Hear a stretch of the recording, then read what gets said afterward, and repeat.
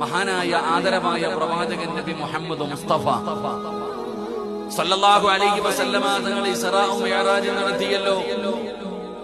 ലോകത്ത് കടന്നു വന്ന സർവ്വ പ്രവാചകന്മാർക്കും വഹീമായിട്ട് കടന്നു വന്ന മുഖറബുൽ അംലാഖു മലക്ക് ജിബ്രീൽ. ആ ജിബ്രീൽ അലൈഹിസ്സലാം 7 ആകാശവും കടന്നു സിദ്റത്തുൽ മുൻതഹ.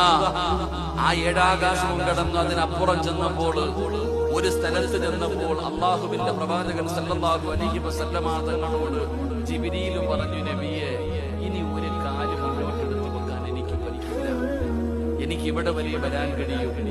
ഇതിനപ്പുറത്തേക്ക് ഞാനൊരു ചുവട്ടടി എടുത്തു വെച്ചാൽ പിന്നെ ജിബ്രീൽ ഇല്ല.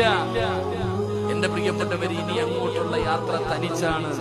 എന്റെ പ്രിയപ്പെട്ടവരെ, മഹാനായ നബി മുഹമ്മദ് മുസ്തഫ സല്ലല്ലാഹു അലൈഹി വസല്ലമ തങ്ങൾ അവിടെ നിന്ന് തനിച്ചാണ് പിന്നെ റബ്ബിന്റെ മുമ്പിലേക്ക് കടന്നുപോയത്. അപ്പൊ ഒരു മലക്കിന് പോലും കടന്നു പോകാൻ പറ്റാത്ത